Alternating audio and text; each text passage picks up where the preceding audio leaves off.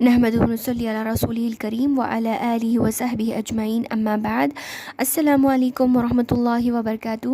گزشتہ ویڈیو میں ہم لوگوں نے سورۃ الماعون کا ترجمہ اور تفسیر سیکھا تھا، لہٰذا اب ہمیں سورۃ القریش سیکھنا تھا، لیکن چونکہ سورۃ القریش سورۃ الفیل سے ملا ہوا ہے اسی لیے ہم سب سے پہلے سورۃ الفیل کا ترجمہ اور تفسیر سیکھیں گے۔ چلیے شروع کرتے ہیں۔ اعوذ باللہ من الشیطان الرجیم، بسم اللہ الرحمن الرحیم۔ سورۃ الفیل مکی صورت ہے اور اس میں 5 آیتیں ہیں۔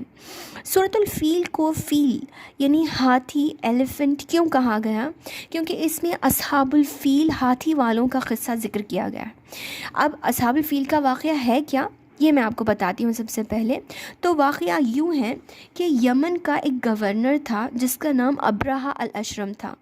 ابرہہ الاشرم کی دل میں ایک تمنا تھی، ایک آرزو تھی کہ جیسے لوگ ساری دنیا جہان سے، ساری دنیا کے لوگ حج اور عمرہ کے لیے کعبۃ اللہ میں جمع ہوتے ہیں، ویسے ہی کیوں نہ میں ایک ایسا بڑا گرجا گھر تعمیر کروں جہاں لوگ وہیں پر عمرہ اور حج کے لیے آئے دور دور جہانوں سے۔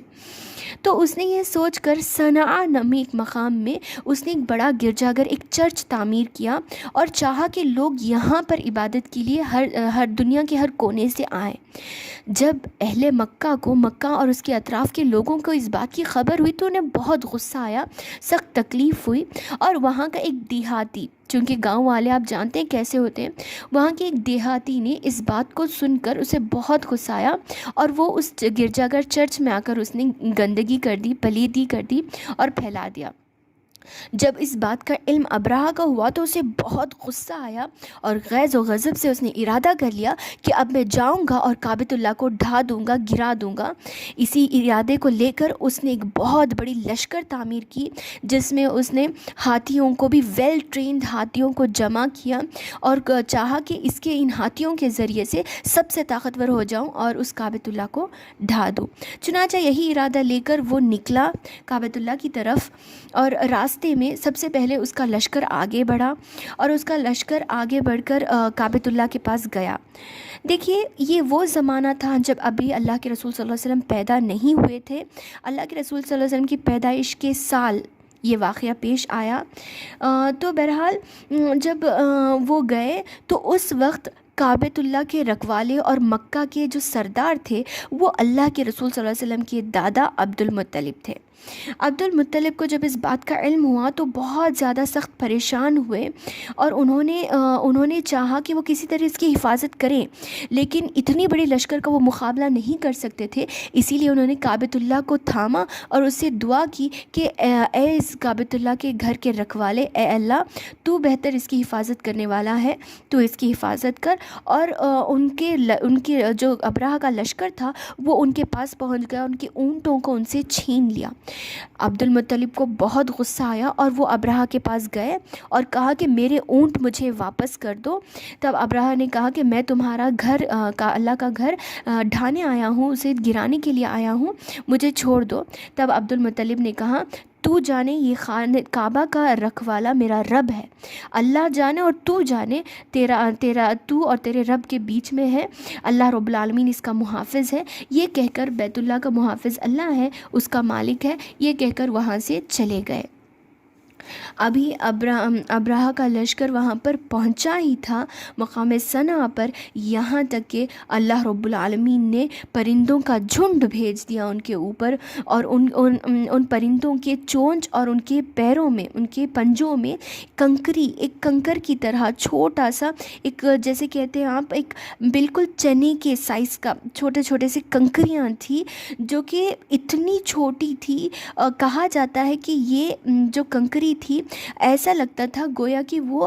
مٹی کو آگ میں پکا کر جو بنائی جاتی ہے اس طریقے کی تھی، لیکن اللہ تعالیٰ نے اس میں اتنی طاقت رکھی تھی کہ جیسے جیسے وہ ایک کنکری کسی پر پڑتی، کسی آدمی پر پڑتی تو وہ پگھل جاتا اور اس کا گوشت جھڑنے لگتا اور بالآخر مر جاتا۔ ایسے ہی حال ہاتھیوں کا جو سخت طاقتور تھے ان کا بھی ہوا اور آخرکار ابرہہ کا بھی یہی انجام ہوا۔ تو یہ تھا اللہ رب العالمین کی حفاظت کا طریقہ، کیسے اللہ تعالیٰ اگر کسی چیز کی حفاظت کرنا چاہیں تو کیسے بڑے بڑے لشکروں اور بڑی بڑی طاقتور چیزوں کو بھی ہٹا دیتا ہے۔ چلیے شروع کرتے ہیں ترجمہ سے۔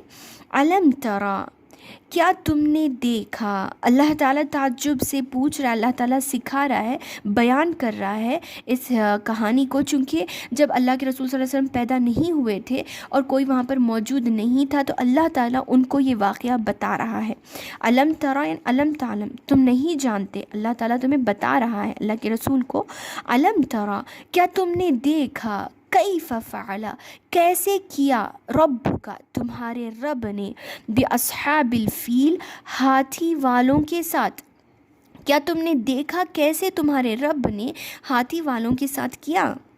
اللہ تعالیٰ نے؟ علم یجعل کیدہم فی تضلیل، کیا ہم نے ان کے مکر کو بیکار اور رائگاں نہیں بنا دیا؟ یعنی ابراہا نے تو چاہا تھا کہ وہ گرا دے، اس جھنڈ کے ذریعے سے وہ گرا دے اللہ تعالیٰ کے گھر کو، لیکن اللہ تعالیٰ نے کیسے اس کے مکر کو، اس کے پلان کو بیکار کر دیا۔ علم یجعل، جعل بنانا، کیسے بنا دیا، کیدہم ان کے مکر کو، ان کے پلان کو، فی تضلیل بیکار اور رائگاں، فضول بنا دیا اللہ تعالیٰ۔ وہ ارسلہ اور نازل کیا، علیہم ان پر، طیرن ابابیل پرندوں کے جھنڈ، طیرن پرندوں کو کہا جاتا ہے، ابابیل اصل میں ابابیل پرندوں کے نام نہیں ہے، بلکہ یہ غول کو کہتے ہیں، پرندوں کے جھنڈ کو غول کو کہتے ہیں، غول در غول پرندوں کے جھنڈ پر جھنڈ آتے گئے وہاں پر، اللہ تعالیٰ نے نازل کیا ان پر پرندوں کے جھنڈ کو، ترمیہم بحجارۃ من سجیل، جو انہیں مار رہے تھے پتھروں کی کنکریوں سے، یعنی یہ جو مٹی کے دیکھیے سجیل مٹی کو آگ میں پکا کر اس سے بنائی ہوئی کنکری کو کہا جاتا ہے، تو کنکر کے پتھر کو پھینک رہے تھے ان پر، حجارتن پتھر کو کہا جاتا ہے، تو کنکر سے بنی ہوئی پتھر کو ان پر پھینک رہے تھے، فجعلہم کعصف مأکول، پس انہیں بنا دیا، جعل بنانا، پس انہیں بنا دیا، کعصف مأکول کھائے ہوئے بھوسے کی طرح، کھائے ہوئے مأکول کھائی ہوئی چیز کو کہا جاتا ہے، کھائے ہوئے بھوسے کی طرح، یعنی وہ لوگ جو آئے تھے ہٹے کٹے لڑنے کے لیے، اللہ تعالیٰ نے انہیں ریزہ ریزہ پگھلا کر انہیں چور چور کر دیا، ایسی حالت اللہ تعالیٰ نے ان کی بنا دی۔ تو اللہ رب العالمین کس طریقے سے انسان اگر اللہ تعالیٰ کے خلاف جاتا ہے تو کیسے اللہ تعالیٰ اسے کر دیتا ہے، تو وہ جو چھوٹی سی گولیاں نما چھوٹے کنکر تھے تو ان پر پڑے اور وہ ان لوگوں کو ہلاک و برباد کر دیا۔